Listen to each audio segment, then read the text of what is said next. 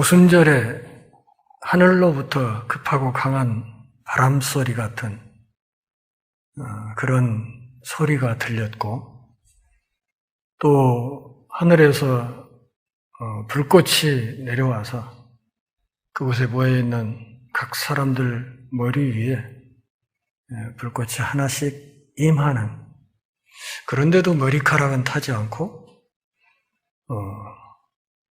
화상도 입지 않고 하는 참 신비한 일이 일어났습니다. 오순절 사건을 제가 이렇게 자세히 계속해서 다루는 이유는 이 사건이 바로 지상에 그리스도의 몸인 교회가 처음으로 출생하는 중요한 의미가 있는 사건이기 때문에 그렇습니다. 그러니까 이 오순절 날은 바로 교회의 생일이다. 우리가 누리는 날들이 많이 있지만 이 생일만큼은 해마다 꼭 기억을 하지 않습니까? 그래서 날마다 똑같은 날임에도 불구하고 그날 한날은 주변 사람들이 축하도 해주고 또 자기도 나름대로 어떤 의미를 부여하면서 좀 뜻깊게 하루를 지내려고 그렇게 하는 것이 사람들의 본성입니다. 저는 사진을 찍는 사람으로서 아주 오랫동안 이 오순절 사건을 어떻게 사진으로 좀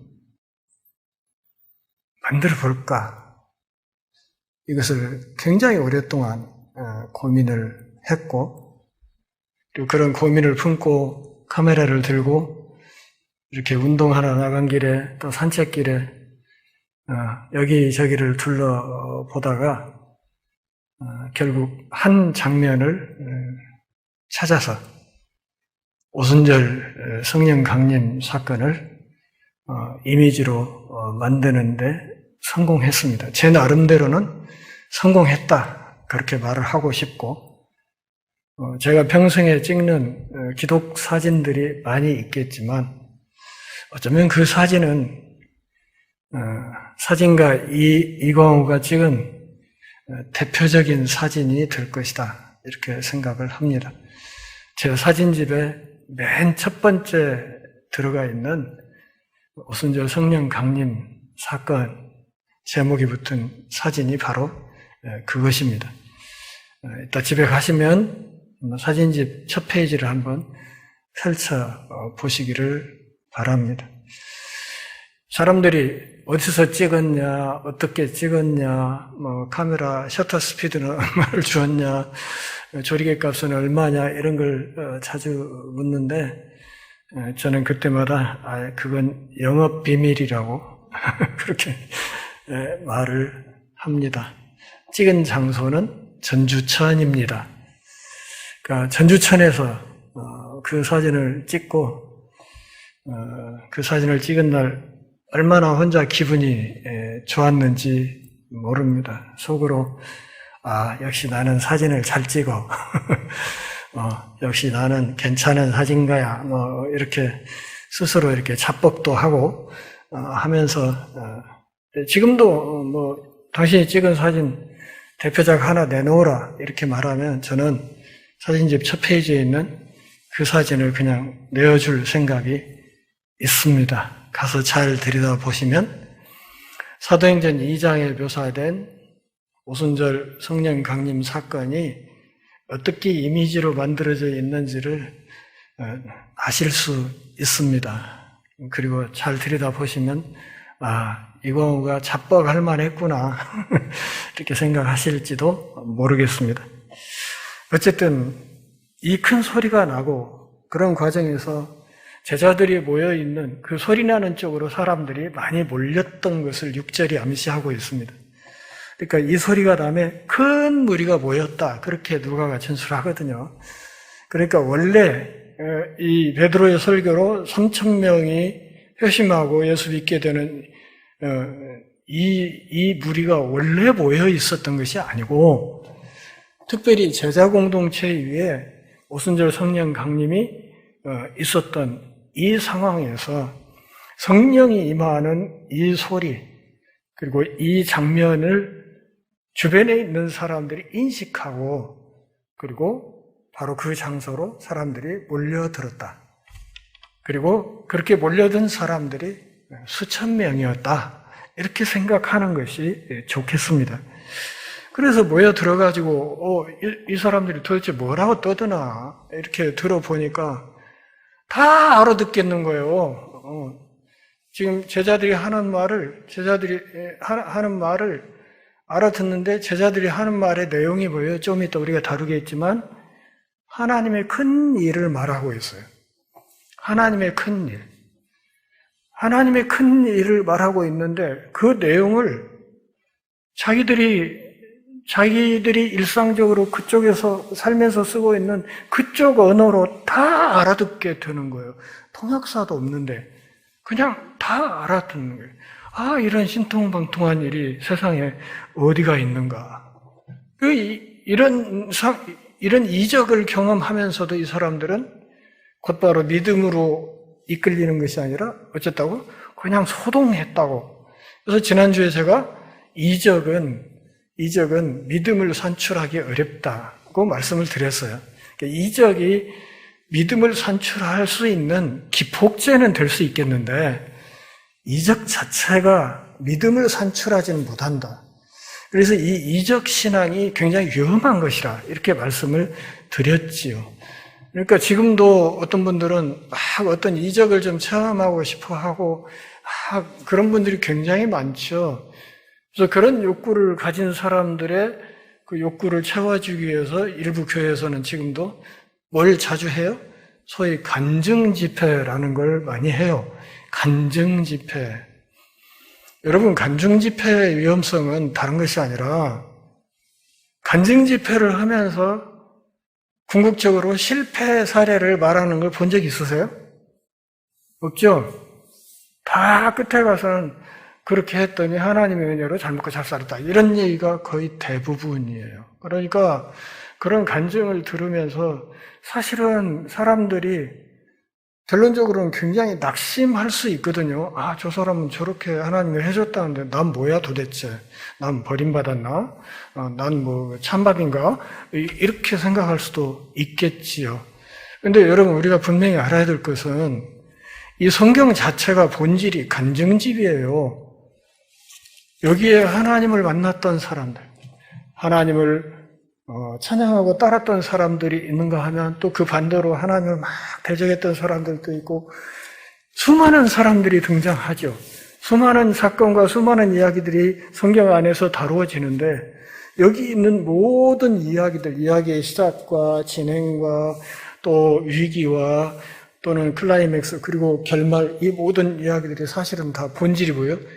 간증이란 말이에요. 간증. 하나님과의 만남에서 일어났던 일을 우리에게 말해주는 것이기 때문에 사실은 성경 자체가 본질이 간증집이거든. 근데 이 성경이 우리에게 간증하는 내용은 별 관심이 없고 그냥 나하고 똑같이 생긴 어떤 사람이 와가지고 서서 내가 천당 갔다 왔다고 거기 갔더니 막 집이 막 뭘로 장식이 돼 있고 뭐가 어떻고 있고 그냥 천국이가 어떤 모양이고 천국이 있습니다 이래가지고 얼마 전에 막 책들도 막 나오고 그 간증 집회가 굉장했던 한동안 그 교계의 어떤 유행이 되었던 적이 있습니다. 그런데 그런 것들 참 조심하셔야 된다 그런 말이죠.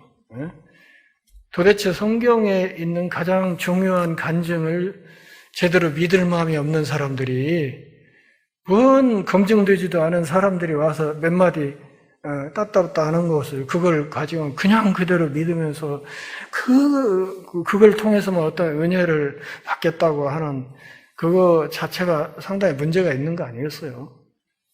그러다가 잘못 먹으면 그냥 돌이킬 수 없는 길로 들어서는 것이고요. 1992년도에 그 10월 28일 날 예수님 재림하신다고 했던 다미선교회, 다가올 미래를 대비하라 해서 줄여서 다미선교회라고 했죠. 그 이장님 목사가 사실은 영어도 굉장히 잘하는 사람이에요. 그러니까 영어 원서를 우리 국어책 읽듯이 하는 사람이고요. 여러분 서점에 가서 찾아보시면 지금도 어떤 번역서는 이장님역 이렇게 돼 있는 책들이 있어요. 지금도. 그러니까 신학서적 번역도 꽤 많이 했던 사람이에요. 근데 이 사람이 그렇게 원서를 탐독하다가 딱 하나 종말론과 관련된 삐딱한 책 한 권을 보고 돌아버린 거예요. 이게 갑자기 이 회로가 돌아버린 거예요. 돌아가지고 소위 다미성교회를 만들어갖고 그렇게 원나라를 시끄럽게 했던 거 여러분 기억하시지 않습니까? 그때 거기에 몸담았던 사람들 어떻게 패가망신했는지 우리가 잘 알고 있지 않습니까? 그러니까 이게 어떤 이적을 추구하고 막 성경 바깥에 어떤 이야기들에 관심을 갖고 그것에 자꾸 이렇게 관심을 가져서 이렇게 입맛을 들이려고 하는 태도는 굉장히 위험하다 하는 사실을 기억하셔야 됩니다. 똑같은 이적을 체험하고도 베드로 같은 사람은 이건 하나님의 큰 일을 말하는 것이다. 그러면서 하나님이 어떻게 큰 일을 행하셨는가를 이제 최초로 설교를 하지 않습니까? 사도행전 2장에서. 그런 거 하면 또 다른 어떤 사람들은 똑같은 현상을 보고도 저놈들 취했구만. 회장부터. 이런 거예요. 저도 회장부터 취했구만. 술을 도대체 얼마나 먹었길래 아침부터 잠꼬 대오고 술주정 하는 거야? 이렇게 얘기를 하는 거라고요. 그러니까 똑같은 현상을 보고도 그것을 어떤 시각으로 보느냐 하는 시각의 차이도 있는 거기 때문에 정말 조심할 필요가 있다 하는 것을 알아야 된다 그 말이죠. 그러니까 이 오순절 사건은 초인종적이고 초문화적인 교회가 지상에 탄생했다 하는 사실을 사람들에게 가시적으로 보여주는 중요한 사건이었다 그런 말이죠. 7절 같이 봅니다. 다 놀라 신기하게 여겨 이르되 보라 이 말하는 사람들이 다 갈릴리 사람이 아니냐. 이 사람들이 다 갈릴리 사람 아니냐 하는 이 말 속에는 이 갈릴리 사람들에 대한 이 사람들을 얕잡아 보는 내용이 깔려 있는 거예요.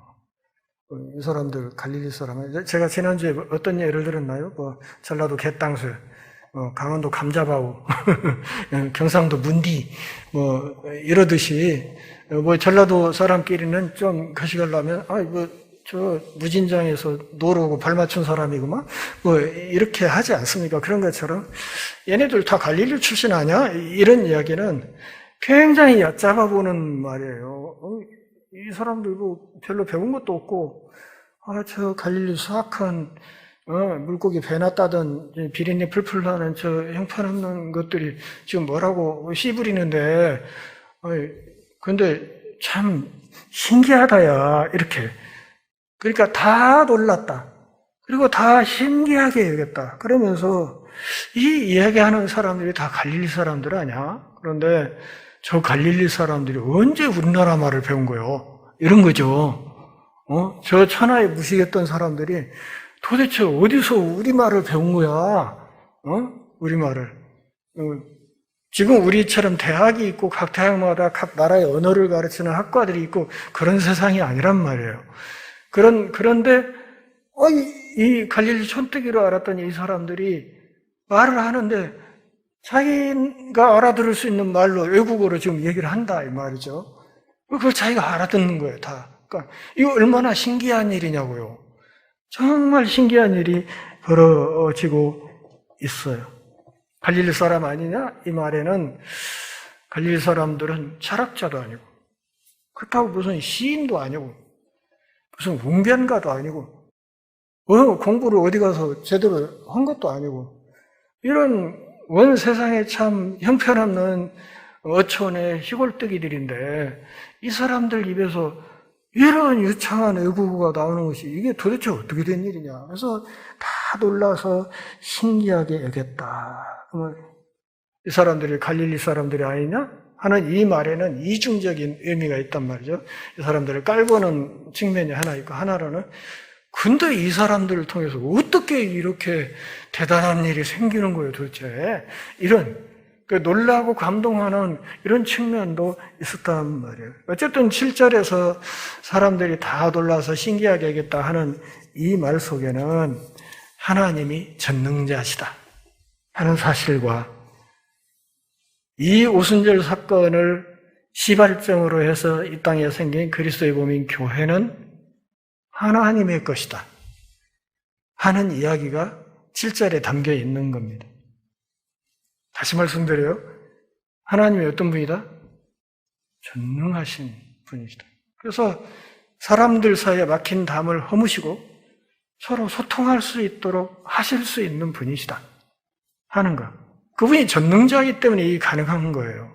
우리가 전능한 게 아니라 갈릴리 사람들이 전능해서가 아니라 하나님이 전능하기 때문에 성령을 통해서 그런 능력과 은사를 주심으로 이 소통이 가능케 된 것이다. 그런 말이죠. 하나님의 전능자다. 그리고 이 오순절 사건을 통해서 출발한 최초의 교회는 그게 누구의 것이다? 그게 하나님의 것이다. 이 진리를 표방하는 이단이 하나 있죠. 하나님의 교회. 안상홍이라는 이단을 추종하는 그 이단 이름이 하나님의 교회잖아요. 그래서 이 하나님의 교회라는 말도 이단이 차지하고 써가지고 참 말하기가 불편해요, 요새는.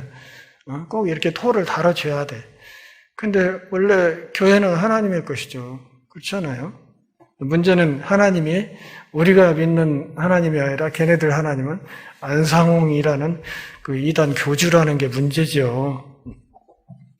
그래서 교회가 하나님이라는 사실, 하나님이 전능하신 분이라는 사실, 인간의 모든 소통의 장벽을 허물고 서로 하나님 나라의 일을 말할 수 있도록 하실 수 있는 분이라는 사실을 뚜렷한 눈에 보이는 현상으로 드러내 보여주실 때 사람들의 반응은 신기하게 여기고 놀라는 것이었다. 그런 말이에요. 8절 같이 읽습니다. 우리 각 사람이 난 곳 방언으로 듣게 되는 것이 어찌 됨이냐. 이거 뭔 일이요? 그런 얘기죠. 이거 뭔 일이요? 이거 어떻게 된 거요? 그런 말이죠. 모여있는 사람들끼리 이 현상을 놓고 답을 찾으려고 했어요. 한 가지는 분명해. 여기 모여있는 사람들이 다 자기가 태어난 곳 그 지역의 언어로 듣고 있어요. 이야기를. 갈릴리 사람들이 하는 말을 다 알아듣고 있어요. 그 한 가지는 분명해. 그런데 도대체 이게 원인을 모르겠다 이거죠. 원인을. 저 갈릴리 시골뜨기들이 하는 말인데 그걸 내가 우리 모국어 알아듣는 이게 도대체 이유를 모르겠다. 서로 답을 찾으려고 굉장히 서로 그 애를 쓰는 모습이 있습니다. 그래서 각 지역에 다양한 지역과 다양한 언어를 가진 사람들이 모여 있었는데 이 모든 사람들이 다 자기 자국어로 통역도 없이 이 모든 갈릴리 사람들이 선포하는 복음을 듣고 이해할 수 있었다. 그런 말이에요. 별로 교육을 받지도 못했던 제자들이 그렇게 유창하게 외국어를 하고 또 자기들이 그냥 아무 거리낌 없이 그 메시지를 듣고 이해할 수 있다는 사실에 수많은 사람들이 놀랐습니다. 9절부터 11절까지를 보면 거기 모여있는 사람들의 출신지를 누가가 나름대로 정리를 해서 우리에게 소개하고 있습니다. 여러분, 여기 누가가 말하고 있는 9절부터 11절까지니까 꽤 여러 지역들이 이야기가 되는데 이 지역들이 당시 세계 전체라고 이해하시면 안 됩니다. 제가 창세기 할 때도 말씀드렸듯이 성경은 항공지도가 아니고 약도라고 말씀드렸어요. 약도. 그러니까 우리가 구원의 주인이신 예수 그리스도를 향해 찾아 나가도록 약도를 보여주는 것이 성경이지 이건 항공지도가 아니란 말이에요. 항공사진이 아니에요. 그래서 모든 것들을 다 담고 있는 게 아니에요. 아니고 그리스도를 찾아가는데 꼭 필요한 지형지물과 어떤 역사적 변곡점을 우리에게 추려서 보여주는 것이 성경이지 항공사진이 아니란 말이에요. 그래서 이 성경 안에는 미안하지만 요즘 우리들이 늘 즐겨 쓰는 뭐 컴퓨터나 손전화기나 무슨 뭐 자동차나 비행기나 이런 거 없어요. 이 안에. 요즘 그냥 구글이랑 뭐 마이크로소프트에서 만든다는 챗 GPT 같은 이런 인공지능 프로그램 이런 것들도 없어요. 그러니까 이걸 보고 성경은 불완전하다 이렇게 말을 하면 안 된단 말이에요. 안 그래요? 우리가 여러분 그 내비게이션 통해서 어느 목표 지점을 찍고 주행을 할 때에도 내비게이션이 주변에 있는 모든 사물을 다 보여줍니까? 아니에요. 그 목적지 찾아가는데 꼭 필요한 주요 경로만 슬쩍 보여줘서 거기 가게 하는 거예요. 그걸 놓고 이 내비 엉망이구만 이런 사람은 그 머리가 IQ 루트 70인 거지. 그런 사람들은. 그러니까 성경의 본질적인 성격을 이해하고 있어야 된답니다. 이것은 구원의 길을 우리에게 안내하는 약도다. 영적인 약도다. 그렇게 이해를 해야지. 이 모든 것을 다 갖추고 있어야 되는 항공지도여야 된다 이렇게 생각하면 말이 안 되고요. 또 하나, 성경은 과학책이 아니에요. 과학책이 아니에요. 그러니까 어떻게든 현대 과학으로 성경의 이야기를 막 껴 맞추려는 시도를 하는 사람들이 소위 창조과학회 사람들인데 그 사람들 정말 무리를 많이 해요. 굳이 그럴 이유가 없거든요. 성경은 성경이고 과학은 과학이에요. 그래서 과학이 성경의 어떤 내용을 비춰주는 측면도 있지만 또 반대로 성경이 과학을 압도하고 리드해가는 측면도 있어요. 그래서 좀 의식 있는 목사나 신학자들은 그렇게 표현을 해요. 성경과 과학의 관계를 화성에서 온 남자, 금성에서 온 여자 이렇게 표현을 하기도 해요. 그러니까 서로 보완하면서 이렇게 발맞춰 가야 될 파트너이지 어느 한쪽이 한쪽을 막 분석하고 지배하고 이런 구조는 아니라고 그렇게 이야기를 하거든요. 이야기가 그쪽으로 가면 또 복잡해지니까 우선 그 정도 하고 어쨌든 지금 여기서 누가가 이렇게 짚어내고 있는 이 여러 지명들은 당시 지구가 평평하다고 믿던 시대의 기록이라는 것을 아셔야 되고 여러분 지구가 둥글다는 것을 알게 된 것이 몇 백년 안 돼요 지금. 우리는 지금 당연히 지구가 둥글다고 생각하지만 이 지구가 둥글다고 모든 사람들이 이해하기 시작한 것이 얼마 안 돼요. 그 이전에는 전부 지구가 평평하다고 생각했고요. 또 하나 지구를 중심으로 태양이 돈다고 생각했지 지구가 태양의 주변을 돈다고 생각하지 않았어요. 그리고 이런 이야기를 하면 그냥 종교재판에서 이단으로 처단해갖고 막 화형시키고 막 그랬던 시절이 있었단 말이에요. 그러니까 과학이 발달하지 못했던 시대에 그리고 오늘날처럼 교통수단이 발달한 것도 아니고 무슨 인터넷 같은 통신수단이 아주 발달했던 때도 아니고 그렇기 때문에 누가가 이 편지를 쓸 당시에 이 정도 범위를 이렇게 소위 다루었다고 하면 이것은 누가의 입장에서는 전 세계를 다 다룬 거예요. 여기 있는 이 지명들은 누가의 입장에서는 또 당시 사람들 입장에서는 이게 온 세상인 거예요. 온 세상. 그러니까 지구촌 전체인 거예요. 지구촌 전체. 그러니까 지구촌 전체 땅끝까지 흩어져 있는 사람들의 목록을 대략 추린 거예요. 추려서. 그러니까 그걸 다 적었다는 게 아니라 그 중에 중요한 지역들을 추려서 지금 목록을 제시한 거예요.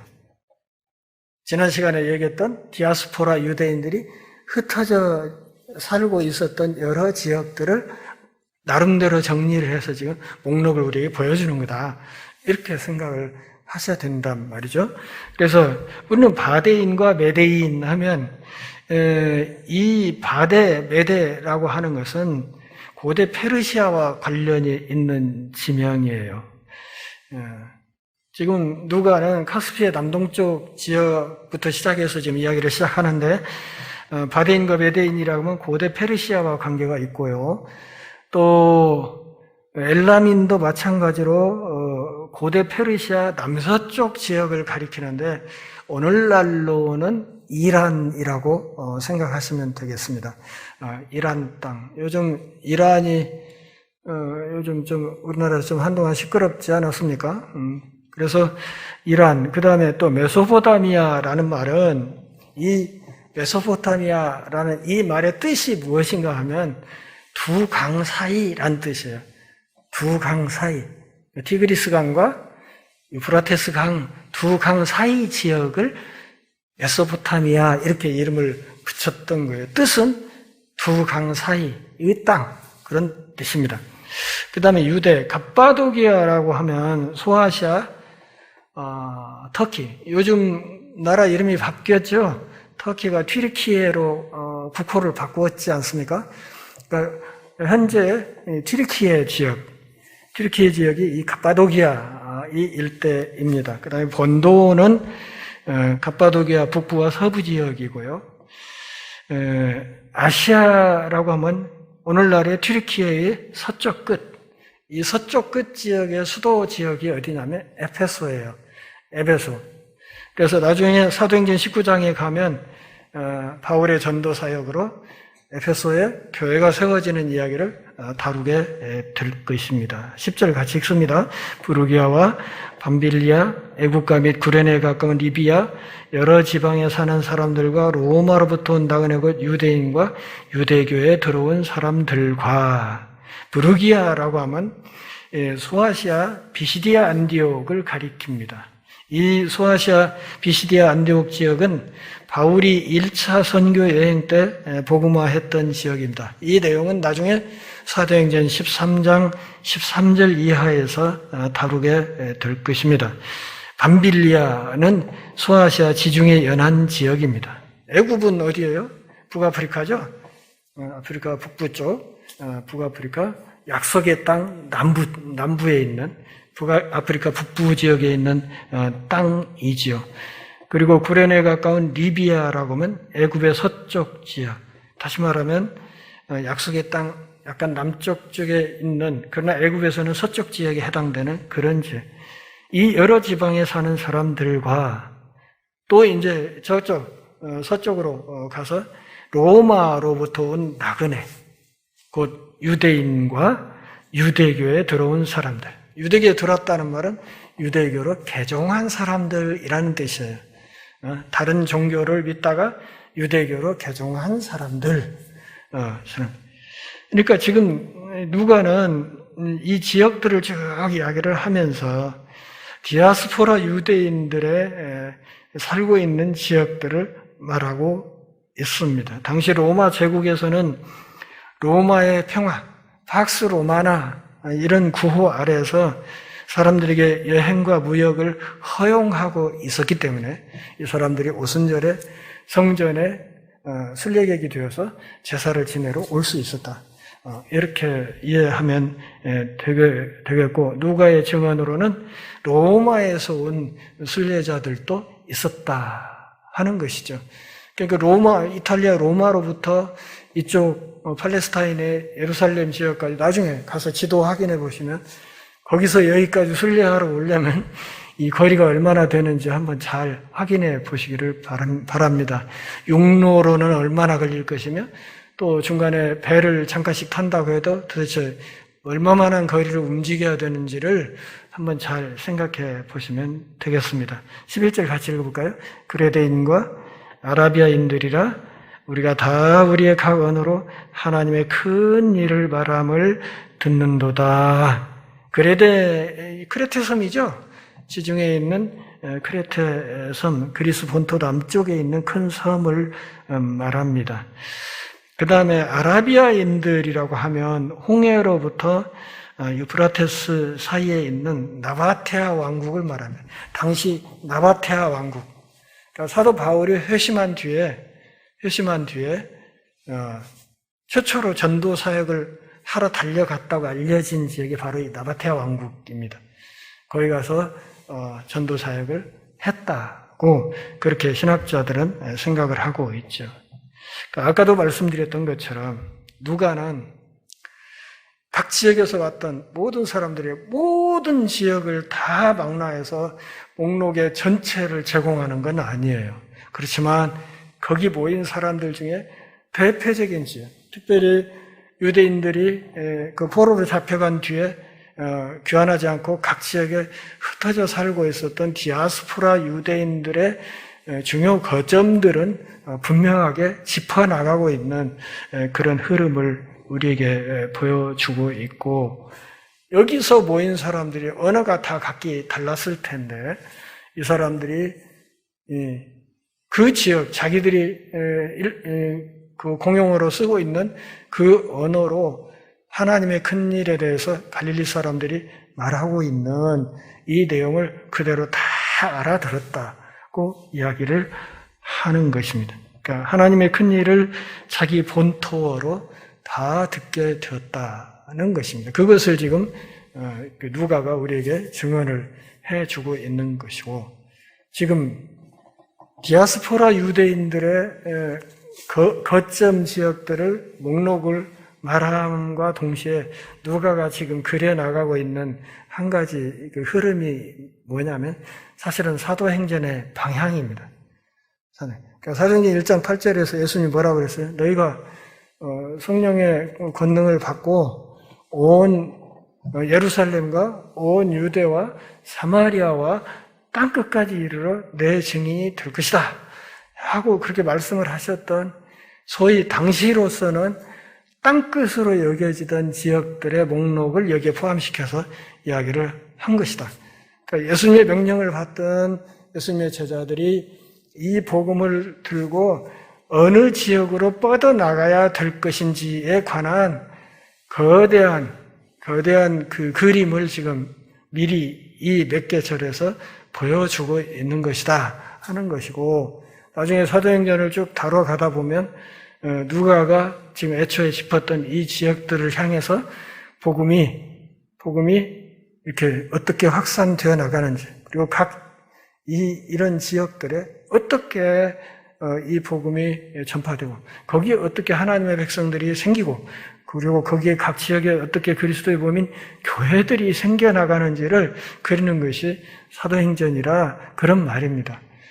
그러니까 성령의 역사를 통해서, 성령의 이 엄청난 이적적인 이 사건을 통해서 제자들이 어떤 변화를 겪었으며 그 결과로 이 복음이 어떤 폭발력을 가지고, 예수님이 1장 8절에서 말할 때 너희가 권능을 받고 했을 때 권능이 헬라어로 뭐라고 그랬죠? 기억하시나요? 이 권능이란 말이 듀나미스라고 했잖아요. 듀나미스. 이 듀나미스라는 말이 영어로 넘어가면서 다이너마이트가 된다니까요. 노벨이 폭약을 만들 때 붙였던 이름이 이 다이너마이트가 바로 이 듀나미스라는 헬라어가 넘어간 거예요. 그걸 변형시켜서 다이너마이트라는 말을 만든 것이죠. 다이너마이트가 얼마나 그 폭발력이 강합니까? 그런 것처럼 성령이 그래서 한동안 1970년대 우리나라에서도 성령 운동할 때 성령 폭발을 엑스플로 74 이런 구호를 걸고 성령 운동을 한바탕 하고 그랬잖아요. 저는 그때도 도대체 성령이 뭘 폭발한다 폭발이라는 말을 저렇게 막 붙여도 되나 이런 생각을 하기도 했었는데, 어쨌든 이 디나미스라는 말 자체가 그런 의미를 사실은 함축하고 있어요.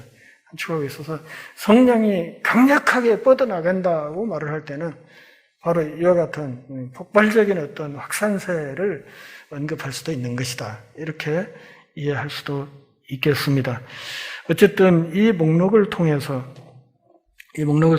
누가는 앞으로 자기가 집필해 나가려는 사도행전의 큰 진행 방향, 그리고 이 복음이 어떤 지역으로 어떻게 뻗어나가야 될 것인지에 관한 거대한 윤곽을 우리에게 복선처럼 제시해주고 있다.